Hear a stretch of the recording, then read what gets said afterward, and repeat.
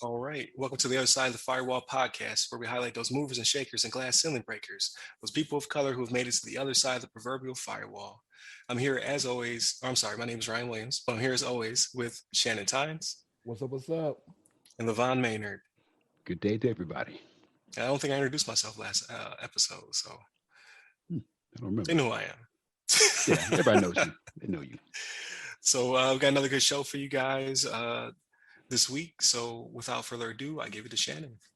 All right. So, this is an article from CNN Business written by Rachel Metz. And Google offered a professor $60,000, but he turned it down. Here's why. That's the actual title of the article. So, I know it seems like we've been bashing Google lately, and I don't want that to be how it comes off, right? But this was something that when I saw this, I was like, oh man, I was like, I think this will make change because of how it looks, right? So, it was a professor, right? Is an assistant professor at Western University in Ontario, Canada. His name's Luke Stark, right? He studies social and ethical impacts of artificial intelligence, and in late November, he applied for a Google Research Scholar Award, right? No strings attached research grant, up to $60,000 to support professors who are early in their careers. Now, mind you, this is back in November, right? So we've been talking on the show what's been happening in December with Dr. Gabriel. We had Miss Mitchell in February, I think it was, that got let go. And so all this time passes, right? So they hit him up recently, I think it was. It was in March, I think, where he got the letter saying, "Hey, congratulations, we're going to give you the $60,000 that you requested, this, that, and the third." But this is after all these other things came about with Dr. Gabriel and Miss Mitchell, right? So, in here's the thing: he didn't initially turn it down, right? He went and talked to some people, right? Because here's the thing: he didn't really need the money. He was well funded for what he wanted to do, but it was one of those things where it's like, okay, if you can get it from another company, especially a company as large as Google, right? Um, you take advantage of those types of things. But he went around and he talked to some people because he was having his doubts after everything that happened. And what I want to tell you about him. So Luke Stork is his name. He's actually white, right? So this is I don't know if anybody knows the term, but allyship, right? So this is one of those things that helps bring attention because for what is going on at Google and for the perception of how they are treating minorities, this is one of those things where I think holds a little bit more weight because it is someone that's not in the oppressed group that's kind of making a stand inadvertently, right? So this is where allyship comes in. So he actually turned it down. He turned down the $60,000 from Google, and as I'm reading this, I'm like, wow, good on him. You know what I mean? Now, whether or not it was one of those things because he didn't really need the money, it didn't really hurt. Like if he was a struggling professor at a university, doesn't have a budget for it, would it have been the same? I don't know. You know what I mean? I can't say that's the case or not, but he actually turned down this award from Google. And like I was saying, this is one of those things that's going to hurt, right? So even though Google was in the press for all these things with Dr. Gabriel, Miss Mitchell, right? April, was it Cooper? What was her name that quit the liaison? I Ooh, think I'll get back to you. no, okay, yeah, I got to yeah. look it up. So yeah, but there was the other liaison that quit that was not an actual employee of Google, but was the liaison to Mhm. minority companies. Um, she actually quit as well, and so I like seeing this because I think this will hurt a little bit more, right? Because now Google, when they go and they put these different scholar awards out there, people are going to be like, okay, I can make a name by saying, okay, I want it, but I'm not going to accept it. You know what I'm saying? So I don't know. It was good to see for me because I think it'll spark some change. It's some real change, right? And make Google kind of come out a little bit more to say, hey, we realize our mistakes. I'll take that even, right? Like we apologize, we realize our mistakes. This is how we're going to make it better. And I'm not saying they're not taking steps, right? Because they have done some things to take steps, but I want it to be actionable. I want it to be something that is public, right? It's like when you see retractions to the newspaper, right? Like that front page headline that you had 2 weeks ago when you got to retract it, you put it back in the back, right? Like, oh, you can say you retracted it, but it's not as high profile as it was when you had all this stuff on the front page. You know what I mean? But Levon, what's your thoughts on that? Yeah, man, I think you're right on point with it. I mean, obviously, it's good on Luke Stark of Stark Industries. to Yeah, that's what I'm saying. he's cousins to Tony Stark. But no, I think it's good on him that he took this stand on this subject. Obviously, like you mentioned as well, Shannon, that definitely not trying to badmouth Google, berate them. Obviously, there are some things going on with internally that they seemingly need to work on to help ensure that their workforce is taken care of. Everybody's satisfied with how conditions there and how they're being treated. So hopefully they continue to work on that. But on the side note, obviously we know the situation with the two employees that, with the issues with the AI program and again let go, and then all the emails and things like that. So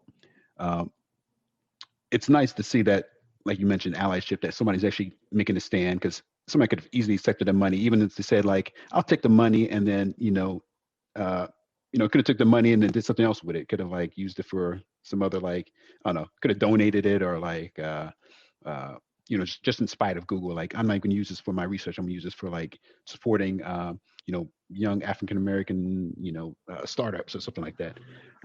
But nonetheless, though, he just took a stand and said, I'm not even going to accept the money. I'm going to show, make a point.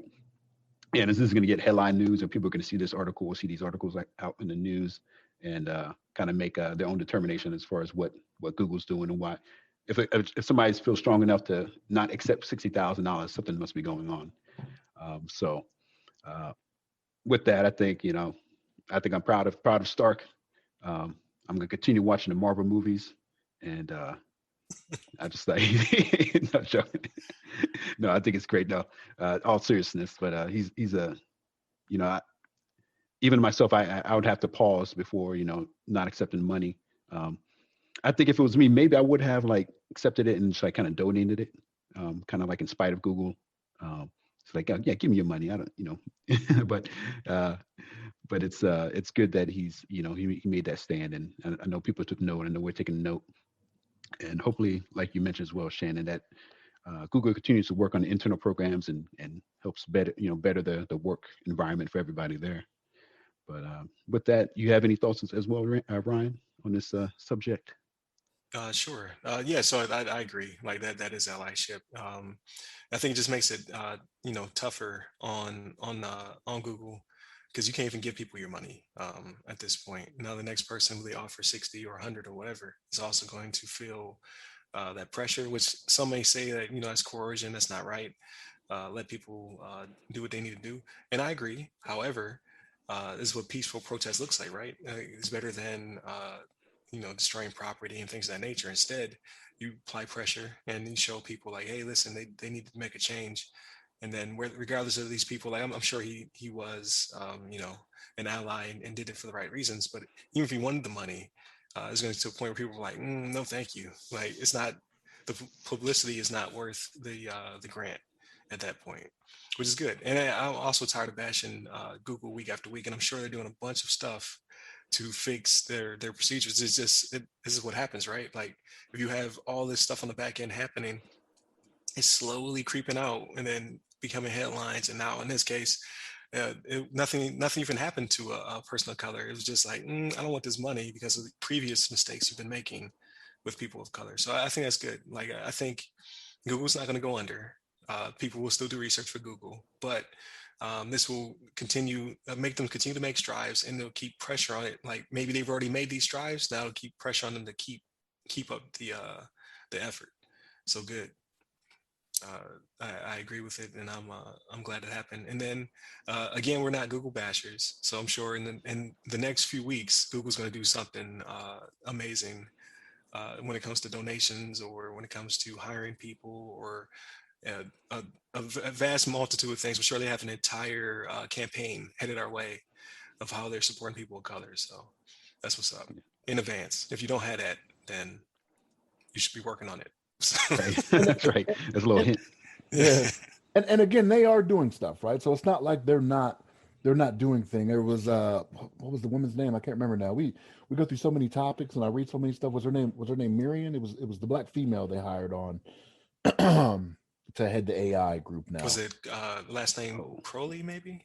Yeah, Is her last name? I I can't believe remember. so. Because now I found April Christine Curley is the Curly. recruiter. Yeah, Yeah. that was the recruiter that quit just out of Yeah. just discouragement. Like she was the only one hiring people who were black and brown. Right. And she had to leave. But yes, so now they do have another. I think she's the AI director. Yeah. I want to Yeah. say sounds cool. I don't know if that's her actual title.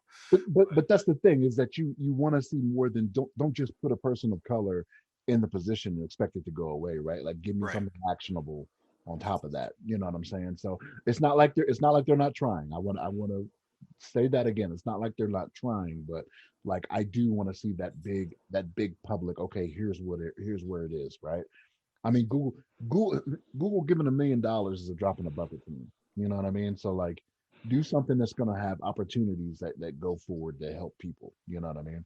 Right, exactly. Because at some point they're going to have the same initiative or something similar to Goldman Sachs that we talked about last week, where like, hey, we're going to invest in women of color, specifically Black women. So at some point there'll be some initiative or some drive, or maybe they'll do like drives for kids to code or things of that nature. Like that, I'm sure there's some stuff in the works because just the publicity is just too bad right now. So Yeah, for sure. yeah. True that. True that. But with that being said, I think that's the natural conclusion to this episode. Uh, Shout out to my co-hosts. Thank you to the Patreon patron. Remember, you can watch this episode at least 7 days early, completely ad-free if you subscribe to the Patreon. If not, when it hits the free feeds, please check out the YouTube video, like, share, subscribe, hit the bell, and please continue to listen to us on audio. You can reach all of our social medias through www.theothersideofthefirewall.com. You specifically hit us up. I am at RyRy Security Guy. That's RYRY Security Guy. On Twitter, LinkedIn, and TikTok, Clubhouse. I think that's it. And Levon? Hit me up at Levon Maynard on the Twitters. There you go. So that's it for this episode. Y'all take care. Take care.